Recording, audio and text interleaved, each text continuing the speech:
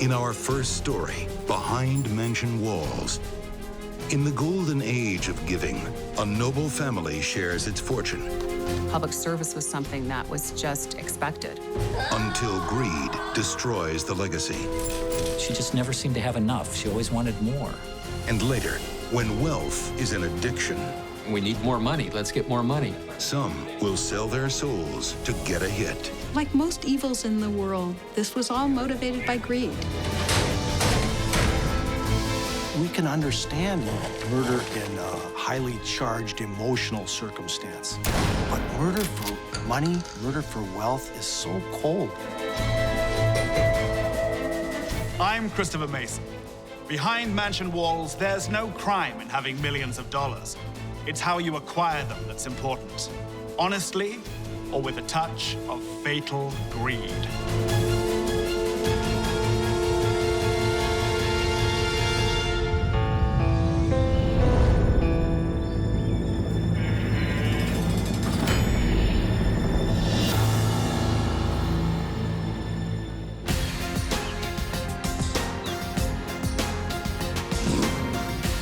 Modern America, where the rich get richer and the poor get subprime loans. In the days of greed is good, sharks in suits make money from money, billions out of numbers on a screen. And the most a lot of them give back to the community is a few bucks to polish the Bentley. We all know the story. Good people lose their homes while the bankers walk away with gigantic bonuses. But it wasn't always like this. There was a time when wealth was derived by actually building things that benefited the community. Duluth, Minnesota is one of the towns that built America. The mining and timber boom here in the late 19th century fuels an explosion of industry, turning ordinary men into tycoons. By 1905, there are more millionaires in Duluth than in any other city in the country, and the richest of them all is Chester Aldgate Congdon. Chester developed his wealth through iron ore properties. He was a timber baron. He was into copper mining in the Arizona area. He was the wealthiest person in Minnesota. For a hard-working religious man like Chester, greed is a sin. He believes it's the duty of the wealthy to contribute to society. The Congdon name is so synonymous with philanthropy in the Duluth area that there's Congdon Park, Congdon Boulevard, Congdon School. The Congdon name is synonymous with Duluth because of the great wealth that the family had and the great wealth that they gave away, really, to this region. And Chester makes sure his children follow the example. Public service was something that was just expected of the family, and yet it was done in a very unassuming, very natural way and never done for publicity. The youngest daughter, Elisabeth, dedicates her life to helping the poor, serving as president of the local junior league. This woman contributed so much to the community over the years. After her father dies, Elisabeth takes over the family mansion and the Congdon legacy of philanthropy. When the Great Depression hits and the fat cats tighten their belts, Elisabeth Congdon keeps on giving. Hello, Marjorie. Elizabeth never married, but in the 1930s, she actually adopted two daughters, Marjorie and Jennifer, and raised them there at the mansion. Elisabeth's generosity transports these girls from the poorhouse to the lap of luxury. The Congdon estate, Glen Sheen, makes modern-day mansions look rather puny. We're talking 39 rooms of old money opulence. Stained glass windows, hand-woven tapestries, silk, damask wallpaper. Elizabeth's daughters take piano lessons on a Steinway Grand and roller skate down marble hallways. I just can't imagine having that much wealth and that much opportunity. But too much privilege can have fatal consequences. The elder daughter, Marjorie, always wants more.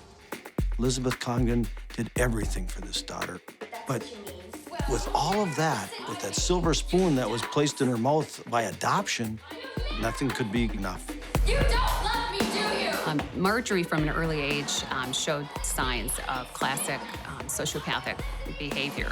She would steal from her mother's purse, steal money. She would take her mother's credit cards and charge at the Duluth department stores. When the stores tried to take the cards away or stop her, she would forge her mother's signature. But Elisabeth's generosity knows no limit. If you need anything, you know you She keeps the handouts coming and settles Marjorie's debts to uphold the family's good name. If Marjorie spent money she didn't have and she turned to her mother for help, then Elisabeth would give her daughter the money that she needed. And this is a pattern that just continued. As Marjorie got married and moved on with her life, Mom was always there to bail her out. March 20th, 1976. 43-year-old Marjorie marries Roger Caldwell. He's an unemployed alcoholic from Pennsylvania. But that doesn't stop him from dreaming. Roger styles himself as a wealthy rancher with a taste for turquoise jewelry. One of the Congdons dubs him the Rhinestone Cowboy. He and Marjorie are kindred spirits, bonded by a mutual passion: fraud. Roger and Marjorie use the Congdon name to fool creditors into giving them loans. They were going around with real estate agents in the mountains looking at ranches, and they told the real estate agent that their mother would be helping them buy a ranch real soon. You know I wouldn't ask for it if I didn't really need it. After Elisabeth suffers a stroke, she needs round-the-clock care. But instead of nursing her, Marjorie takes advantage of her mother's vulnerability and convinces her to sign over more money. I really need this loan, Mother. Elisabeth is too generous to say no. Thank you, Mother. It didn't matter what the family said to Elisabeth, and they strongly urged her to stop helping Marjorie. She wouldn't do it. But Elisabeth isn't the only one with keys to the vault. The trustees of the Congdon estate have the authority to stop the payments. And they say enough is enough. The trustees cut Marjorie off completely. They said no more money. So Marjorie, who'd grown up I wouldn't ask for it. the mansion living on the shores of Lake Superior, had money all her life, suddenly found herself living in Denver with her new husband, and they were broke. Marjorie's husband, Roger, is not happy. He's just gotten used to the life of a big spender, living off his mother-in-law's handouts. He lobbies the trustees, but they refuse to release the cash flow he wants. Roger had been there a month before and had been turned down. But he finds out something about Elisabeth Congdon's will that changes everything. When she dies, Marjorie will inherit more than $8 million. And the trustees have no power to change that. Elisabeth was the last surviving child of Chester Congdon, and so she was worth tens of millions of dollars. Roger Caldwell wanted to speed up the inheritance of the family fortune. Generous Elisabeth, who never hesitated to share her wealth, is perhaps only a few years from dying a natural death. But that's not quick enough to satisfy fatal greed. If Roger kills her now, his debts will be cleared, and he'll be set for life. On June 24th, Marjorie pens in her own handwriting a document which gives Roger Caldwell $2.5 million of her inheritance upon the death of her mother. 3 days later, her mother's dead.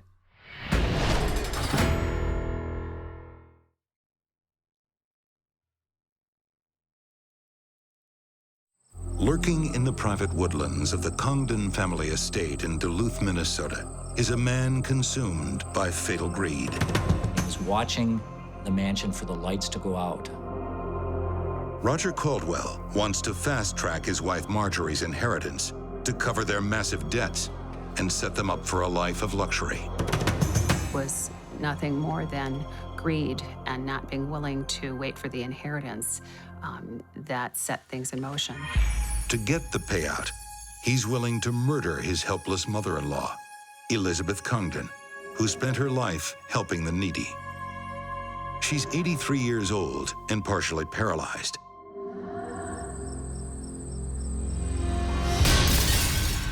It should be an easy kill.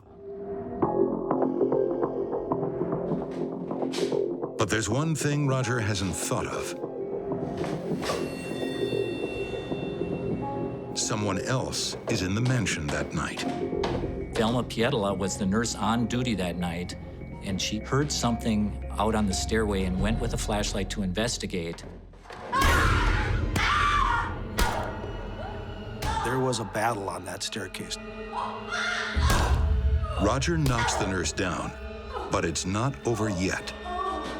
He heard the nurse still moaning and crying, so he took a candlestick holder from the top of the stairs and went back and finished her off.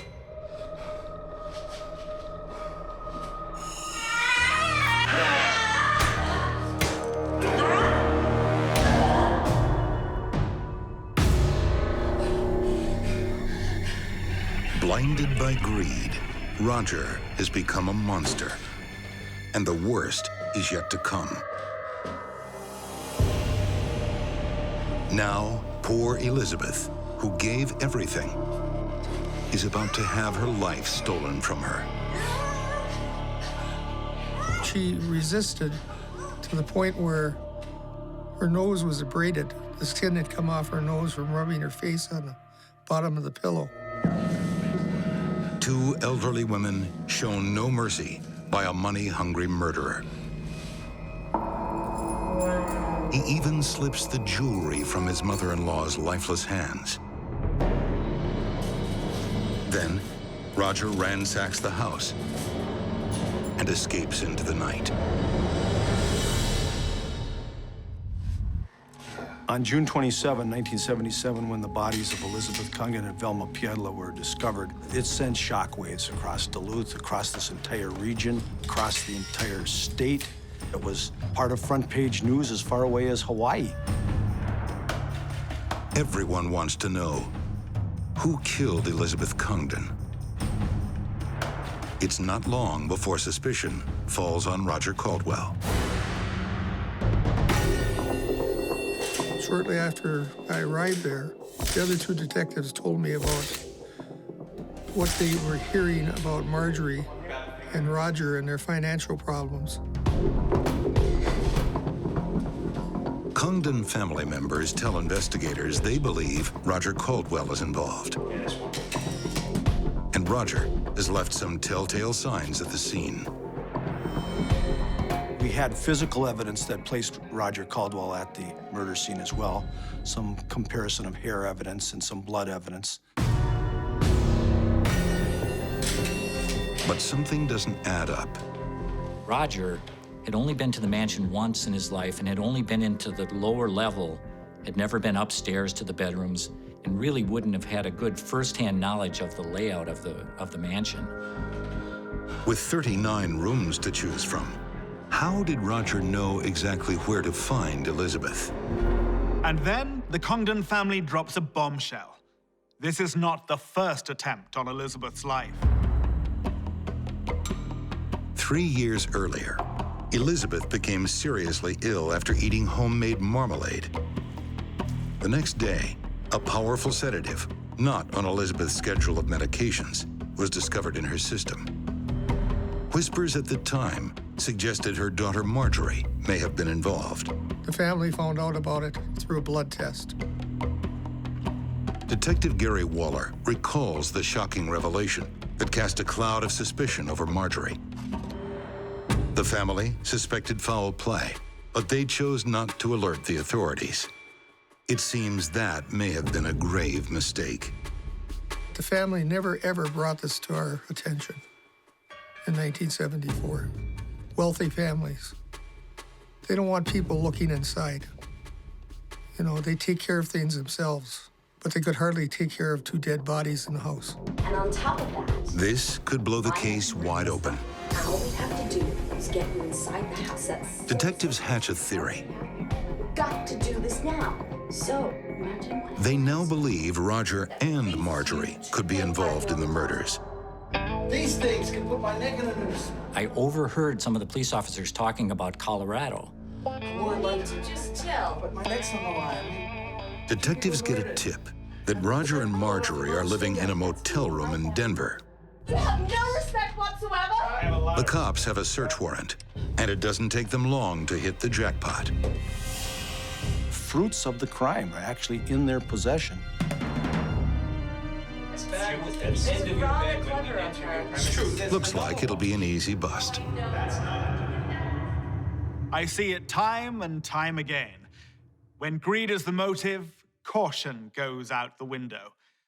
Rather than cover his tracks, Roger stamps his telltale footprints where everyone can see them. An envelope with his handwriting on it was postmarked in Duluth the day of the murders and mailed to Roger and Marjorie's hotel room in Denver. But she knew I liked it. Inside the envelope is an ancient gold coin from Elisabeth Congdon's private collection. Cops believe it was a signal from Roger to Marjorie to tell her the job had been done. With that postmark, they were able to prove that Roger was actually in Duluth on the day of the murders. Roger denies everything, but analysis of the envelope will later reveal his thumbprint. If there's one thing that cops like almost better than the truth, it's a good lie that we can prove is a lie. I know, but it still costs a lot of money for her to do that. Detective Waller isn't impressed by Marjorie's performance either. Amazing, isn't it? Most of it's fake, though. My first instinct was that she was manipulative, that she thought she was smarter than us. The early evidence suggests that Marjorie may be involved, but that case will take time to build. For now, they arrest Roger, and he goes on trial for murder.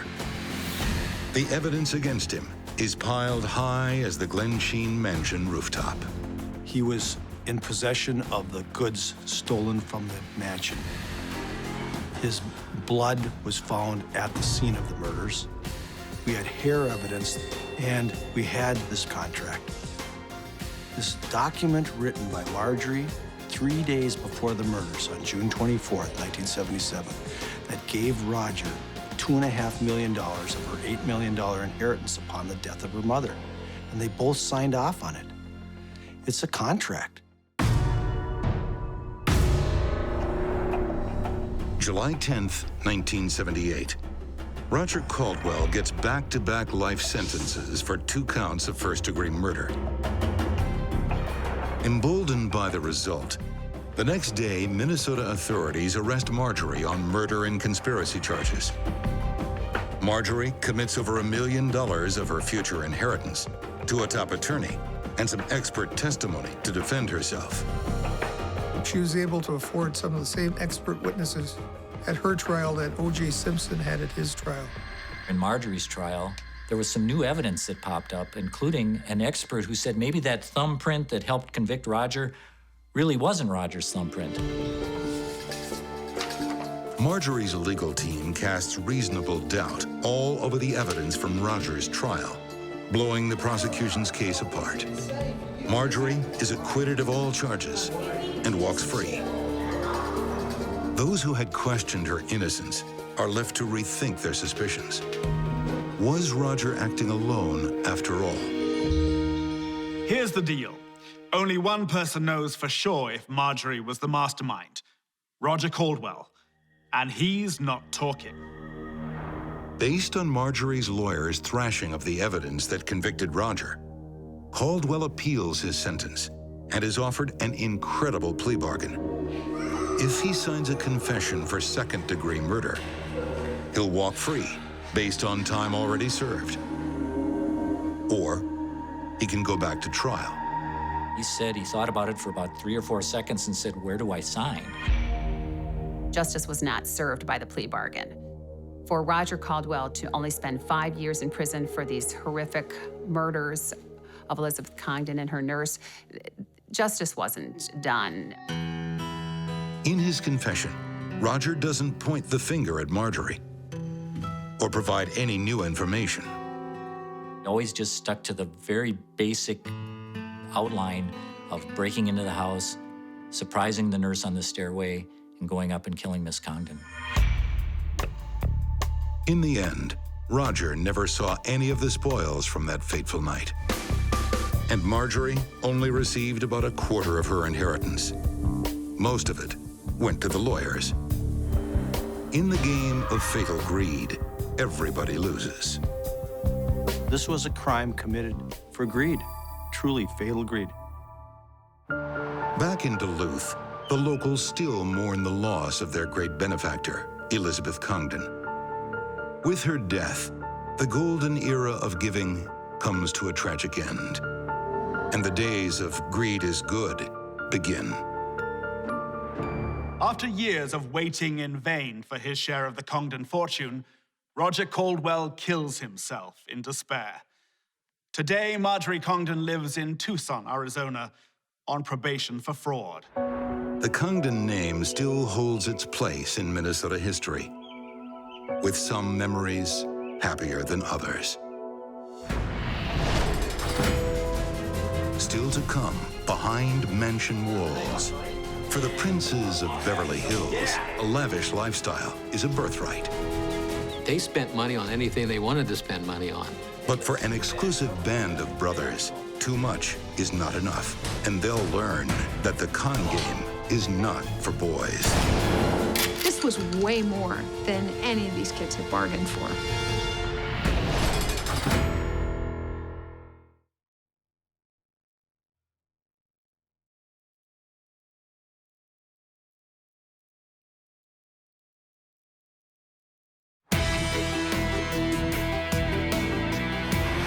Welcome to Hollywood, where dreams come true.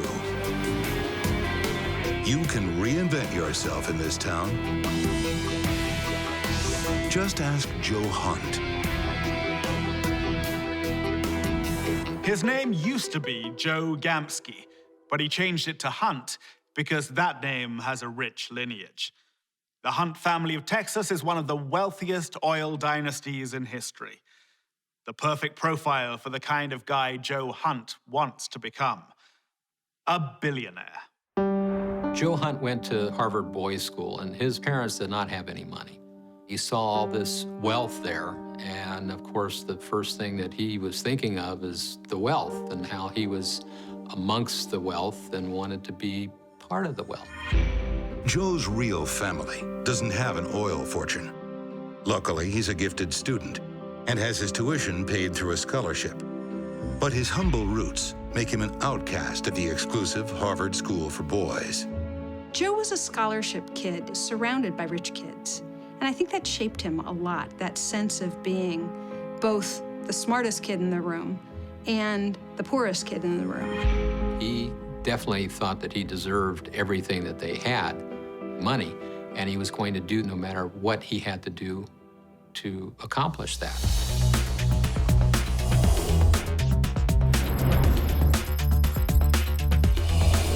Joe plans to get rich quick, the Wall Street way. So he races through a business degree, then heads to Chicago and works as a commodities trader, buying and selling bulk goods on the international market. After a year, he thinks he's Gordon Gekko and decides to start his own company. But first, he needs money. He thought that if he just had money, he was smarter than anybody else. He could go put it into the commodities market, and because he was smarter than anybody else, he would succeed. Then, Joe has a revelation. His Silver Spoon schoolmates could connect him to the startup cash he needs. The idea was really to bring a bunch of kids with a lot of good contacts, affluent parents, affluent friends, to attract investors. Back in Beverly Hills, he tracks down popular former classmate Dean Kearney and lays on the sales pitch. Joe Hunt said that he was doing trades on the Chicago Mercantile and was bragging about all that he had done. Dean is impressed and agrees to help Joe with the venture. He'll round up some wealthy Harvard School boys, and Joe will deliver the spiel. With his mastery of commodities trading, he'll turn their trust funds into fortunes, and make them partners in a new investment group he calls the Billionaire Boys Club, BBC for short. We're all about money, right? Yeah, all right, this is about money. Joe is a smooth-talking salesman, and he's found the perfect incentive for these idle sons of wealth. A lot of the kids in the BBC were kind of lost. They weren't quite sure what they were going to do next. And here was Joe saying, it's okay, you don't have to start at the bottom. We can all start at the top. And we'll be extremely wealthy without ever really having to work very hard for it. Joe plants the seed, and greed does the rest. The BBC boys think Joe will make them rich beyond their wildest dreams. Once he got the trust of these boys, he used it to his advantage. He would talk them into getting money from their parents, getting money from friends. I mean, he was getting all kinds of money. Joe invests some of the money, but he spends just as much on his lavish lifestyle. He was funding his personal life, the boys' personal lives. They were getting apartments at the Wilshire Manning. I mean, they were all over the place just spending money that wasn't their money. Meanwhile, Joe's trades aren't getting the huge returns he promised. In fact, he's losing money fast. But he knows how to fix that. He would doctor up the statements after each month, and it looked like they were doing very well with their investments.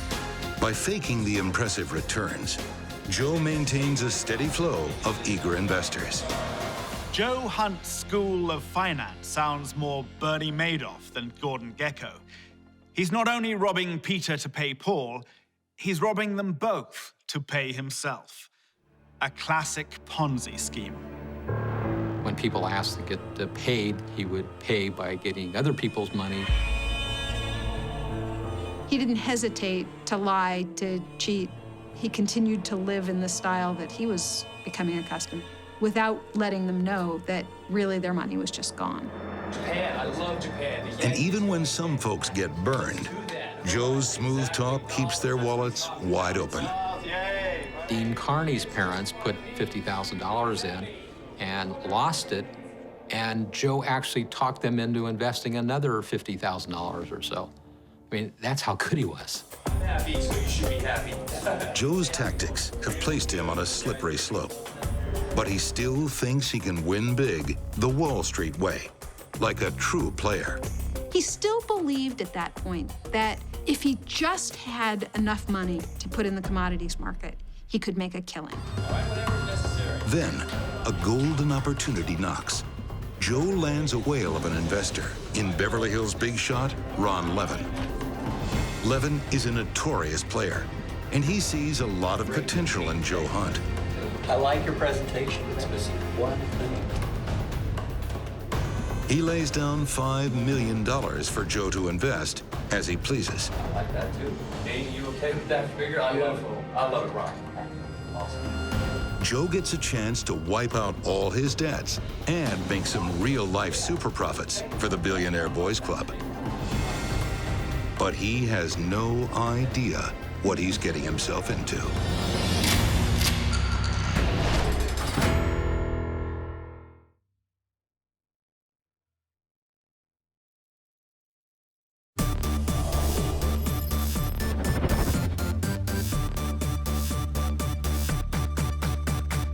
In the great age of American industry, bold young entrepreneurs built modern wonders to rival the ancient pyramids.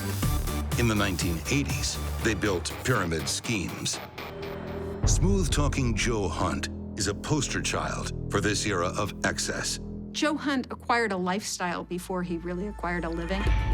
Joe thinks he's a Top Gun trader and that the commodities market is his private ATM. But so far, he's on a losing streak.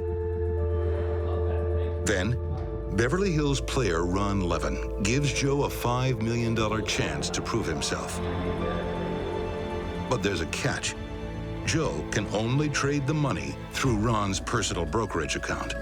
Joe worked with the brokers there and invested the money in the commodities market. And he was getting these statements every month showing that he was making lots and lots of money. He was doubling and tripling this money, and Joe Hunt was just ecstatic. He was bragging to everybody about all this money that he was making. I know you know, but hey, let's get into it, all right? At last, Joe is the runaway success he always knew he would be.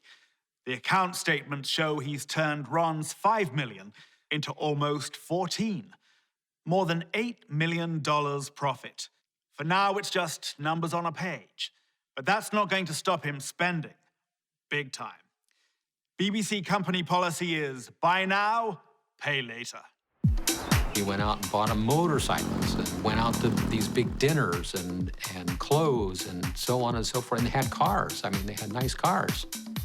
So it was just no limit to the money that they spent. They did a lot of celebrating. They lived very well during that period. But then things started to go south. Ron Levin kept not coming up with the money.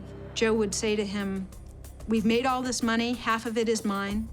You get half, I get half. I want the money." And Ron kept saying, "Yes, soon, yes, soon." And this went on for weeks. There's something about Ron Levin that Joe should have thought of before making any deals. Ron Levin was one of the purest con men ever to live. His whole life was about conning other people. Yeah, I got your $5 million. I can buy you a drink. Con Man 101, pop quiz. How do you get Louis Vuitton luggage for free? Well, this is how Ron Levin did it. Take a Rolls Royce for a test drive, pull up to the Louis Vuitton boutique in Beverly Hills. Tell them you'd like to see how many bags you can fit in the Rolls. Load it to the brim, and then drive off. If he had to give back everything that he'd gotten through scams, he wouldn't have anything. Ron has scammed Joe, but he hasn't done it for money. He's done it for fun. Ron Levin lived for amusement, and the BBC boys amused him. He thought of them as just kind of this temporary little amusement in his life. One night, alone at the office, Joe Hunt finally learns the truth. Ron can't pay him his cut of the $8 million in profits because they don't exist.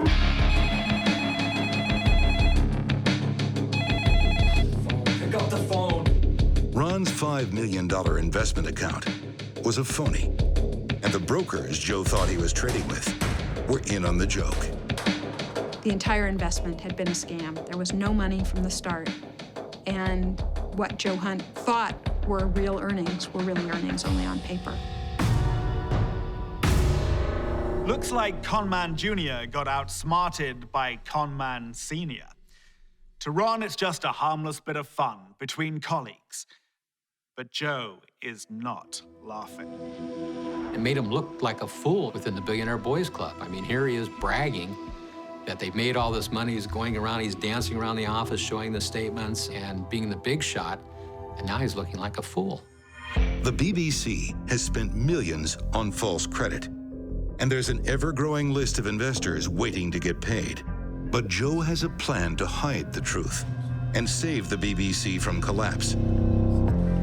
He'll rob Ron Levin of every cent he has and guarantee his silence with a bullet.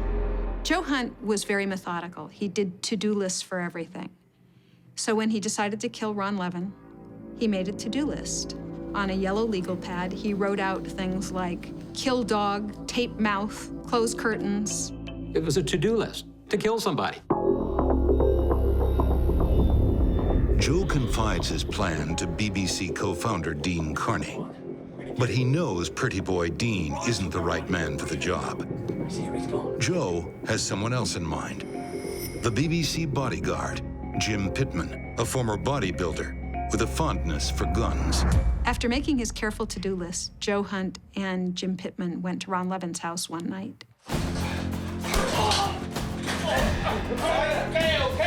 Okay. Put your signature right there. Ron barters for his life with all the money he has in an offshore account. They made Ron Levin sign a check for $1.5 million on a Swiss bank account because he had blank checks.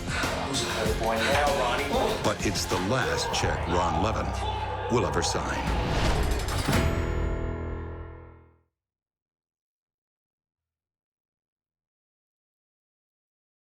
Joe Hunt's greed made him blind to risk. He thought he was a player, but he got played by a notorious con man, Ron Levin. Joe should have seen the signs. Ron Levin bragged that he had scammed everything that he owned in life. Ron Levin pays with his life. The BBC gets a $1.5 million payout, or so they think. The boys head to Soledad Canyon, about an hour out of Los Angeles, to dump Levin's corpse.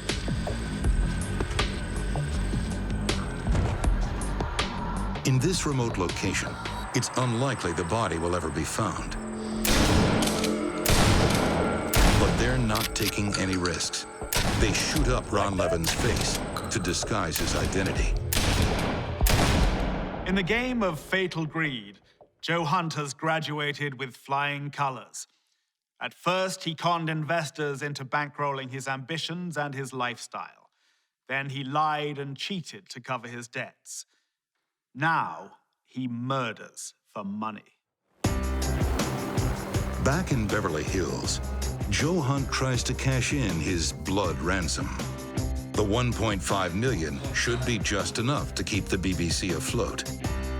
The check that Ron Levin signed over to Joe Hunt for $1.5 million on a Swiss bank account, Joe thought was going to save them. But even from beyond the grave, trickster Ron Levin has one more surprise for the Billionaire Boys Club. There wasn't any money in that account. It was an account that Ron Levin had had because there was status in having a Swiss bank account. Joe Hunt is devastated and fresh out of ideas. With no money coming in, the BBC rank and file are losing faith. The whole BBC was on the verge of collapse. People were starting just not to believe in Joe Hunt anymore. Then, out of the blue, Joe gets a lifeline. A new BBC recruit, Reza Eslaminia, is eager to impress, and he says he knows a way to turn around the BBC's fortunes. Joe and BBC co-founder Dean Kearney believe their new club member, Reza, could provide an avenue to millions of dollars. All their money troubles could be over in one hit. Reza Eslaminia is a wealthy son of privilege. His father, Hedayat Eslaminia, is a rich Iranian dignitary living in Northern California. A key state's witness will later allege that Joe planned to force Hedayat to sign over his assets to his son, Reza. Reza promised that he would share this with the BBC, everyone would be happy. Everyone except Hedayat Eslaminia. The plan was to kidnap Hedayat Eslaminia and then torture him until he gave up his money. It's a desperate plan, but if they can just pull it off, they'll all be in the clear. Hunt believes Reza's father is worth $30 million. They put him in the back of a U-Haul van that they'd rented. They drove him down to Los Angeles, but halfway down, he died in the trunk before they'd gotten him to sign over anything to his son, before they'd managed to do anything. If two people hadn't died in gruesome circumstances, you'd call this a comedy of errors. Down here. Now they're trying to figure out what to do with him.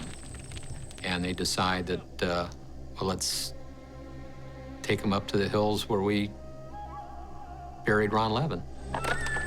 Every one of Joe's plots to get rich has failed, but fatal greed knows no bounds. He still thinks he can get his hands on the wealthy Iranian's fortune. Let's go get the sucker's money. Joe went to Plan B, which was trying to get Reza Eslaminia to get his father's assets, to have him declared missing, to take over his assets. But is it too late to save the Billionaire Boys Club? Mr. Hunt. September 28th, 1984. Joe Hunt gets a visit from Detective Les Zoller, the lead investigator in the disappearance of Ron Levin. Do you know this man? Yeah, that's an old business associate of mine. How is O'Ryan?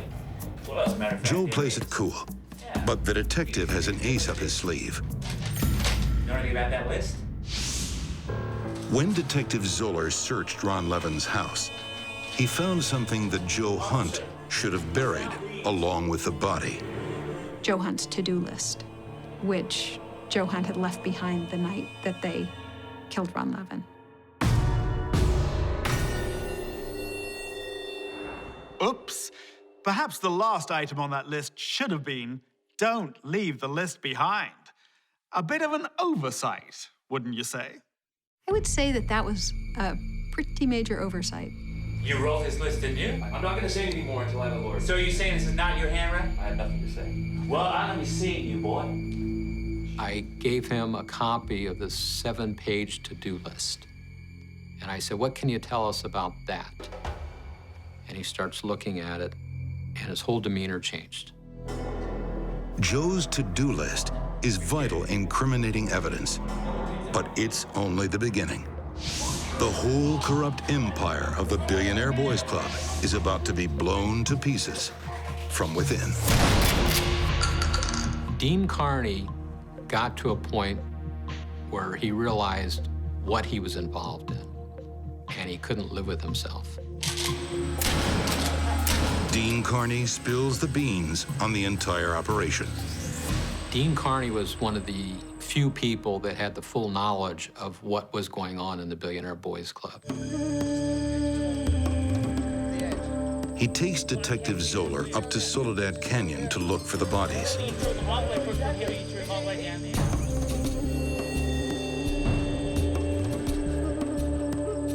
By the time they find Hedayat Eslaminia's remains, they've been ravaged by coyotes.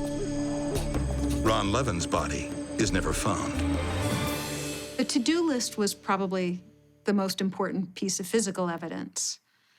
Dean Kearney's testimony was what drove the nail into Joe Hunt's coffin, though. Joe Hunt is convicted of the murder of Ron Levin and sentenced to life without parole. But his trial for the kidnapping and death of Hedayat Eslaminia is dismissed when the jury deadlocks. After 2 juries deadlock in Jim Pittman's trials, he takes a plea bargain for accessory after the fact to the murder of Ron Levin and gets 3.5 years in prison.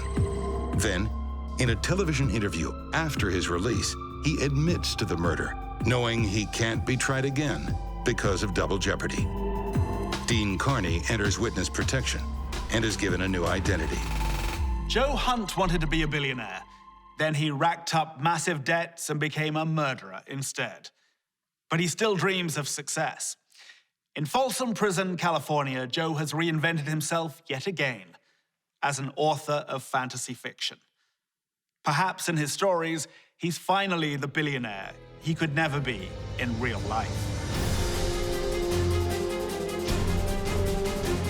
Joe Hunt was a bright young man who could have made a good living if only he'd been willing to work for it. Marjorie Congdon was given everything by a loving benefactor, but it would never be enough. Standing between them and money was a dangerous place to be. Their lives were driven by fatal greed. Till next we meet, behind mansion walls, I'm Christopher Mason.